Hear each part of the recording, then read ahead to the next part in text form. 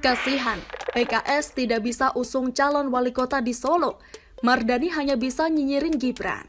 Ditulis oleh Ferry Badli dari siwer.com. Halo, Assalamualaikum. Berjumpa dengan suara Kirana di Jurnal Media. PDIP akhirnya memutuskan mengusung putra sulung Jokowi, Gibran Raka Buming Raka untuk bertarung di Pilwalkot Solo. Hal ini diawali oleh drama yang cukup menarik, yang mana sebelumnya Ketua DPC PDIP Solo yang juga menjabat sebagai Wali Kota Solo saat ini, FX Hadi Rudiatmo memiliki jagoan sendiri dalam memperebutkan kursi Solo 1 itu, yakni Ahmad Purnomo. Si Purnomo ini merupakan wakil Wali Kota Solo saat itu, yang pada Pilwalkot Solo 2004 lalu, ia merupakan rival Jokowi dan kalah tipis dari mantan Gubernur DKI itu. Purnomo ini pun harus bersaing dengan Teguh Prakosa kala itu untuk mendapatkan kursi wakil wali kota Solo. Dan lucunya lagi, si Teguh ini kini menjadi pendamping Gibran di Pilwalkot Solo 2020. Jadi meskipun ada drama yang seru, tapi pemerannya tetap itu-itu saja.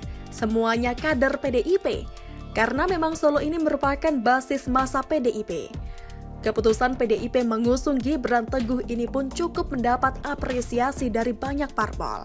Hampir semua parpol yang memiliki kursi di DPRD Solo memberikan dukungannya kepada pasangan ini kecuali PKS. Seperti Golkar menegaskan dukungannya kepada Gibran dan Teguh sudah resmi dan final. Kemudian Gerindra yang mengatakan dukungan parpol berlambang burung Garuda itu kepada putra Presiden Jokowi merupakan perintah khusus dari Sang Ketua Umum Prabowo Subianto. Begitupun dengan PAN, yang pada Pilpres 2019 lalu tidak mendukung Jokowi. Tapi di Pilwalkot Solo kali ini sudah memutuskan untuk mengusung putra Presiden Republik Indonesia itu dengan alasan elektabilitas dan popularitas Gibran tinggi serta ada Jokowi effect. Dan Solo itu merupakan kandang banteng. Sementara PSI malah lebih radikal lagi dalam mendukung Gibran. Yakni siap untuk mengumpulkan KTP sebanyak 40.000 jikalau PDIP akhirnya mengusung Purnomo atau tidak jadi mendukung pendiri perusahaan Markobar itu. Sebenarnya didukung oleh satu parpol PDIP saja, Gibran sudah bisa melenggang ke KPU untuk mendaftarkan diri sebagai calon wali kota Solo. Karena syarat untuk mengajukan calon sendiri minimal memiliki 9 kursi atau 20% dari total 45 kursi yang ada. Sementara PDIP sendiri memiliki 30 kursi di Solo. Jadi ketika ditambah dengan dukungan dari beberapa parpol lain yang juga dapat kursi di legislatif, PAN 3 kursi, Gerindra 3 kursi, Golkar 3 kursi, dan PSI 1 kursi, maka total ada 40 kursi yang mengusung Gibran. Sungguh merupakan kekuatan yang maha dahsyat yang akan semakin memudahkannya melanggengkan ke kursi wali kota yang pernah ditinggalkan oleh bapaknya tersebut. Lantas bagaimana dengan PKS yang tidak mengusung Gibran itu? Andi Lau antara dilema dan galau. Mau ngusung wali kota sendiri kagak bisa, karena kursi yang dimiliki tidak memenuhi syarat, yakni hanya memiliki 5 saja, sedangkan yang diminta 9, masih kurang 4 kursi lagi. Mau ikut-ikutan ngusung Gibran malu, karena sebelumnya sudah kewar-kewar menjagokan kadernya sendiri yang juga Ketua DPD PKS Surakarta Abdul Gofar Ismail untuk bertarung melawan Gibran.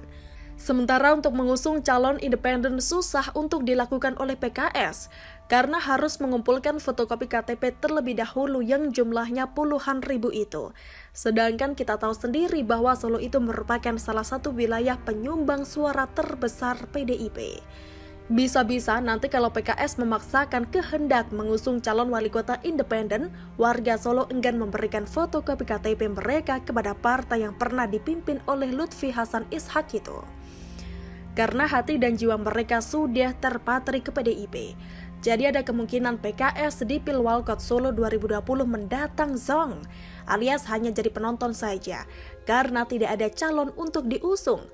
Hal inilah yang kemudian membuat si kader partai dakwah itu, Mardani Alisera, gak kuasa untuk tidak nyinyirin Gibran. Melalui akun Twitternya @mardani_alisera, ia mengatakan, anak muda atau Gibran memang perlu diberi kesempatan dalam politik, tetapi perlu merintis karir politiknya dari bawah.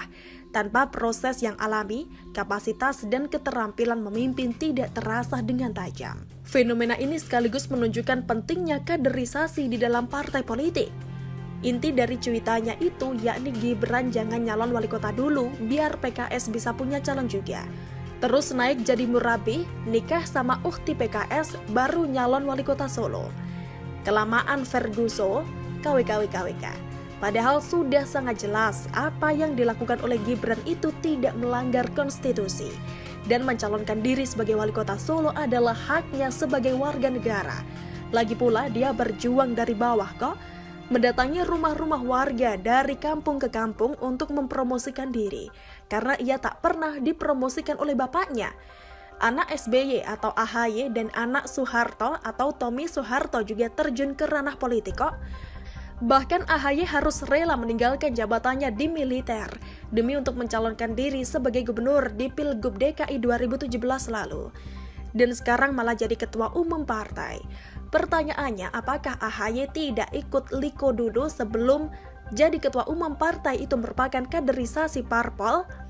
Tidak, Ferguson. Kok gak dinyinyirin juga oleh Om Mardani? Cuma Gibran doang yang dibawelin? Hehehe. Kasian banget hidup lu, Mar. Jadi wakil rakyat cuma bisanya nyinyir doang, gak bisa berbuat apa-apa untuk PKS Solo yang lagi butuh bantuan. Bagaimana menurut Anda? Silahkan menulis komentar di kolom komentar. Jangan lupa untuk like, subscribe, dan share. Kirana pamit. Wassalamualaikum warahmatullahi wabarakatuh. Sampai jumpa.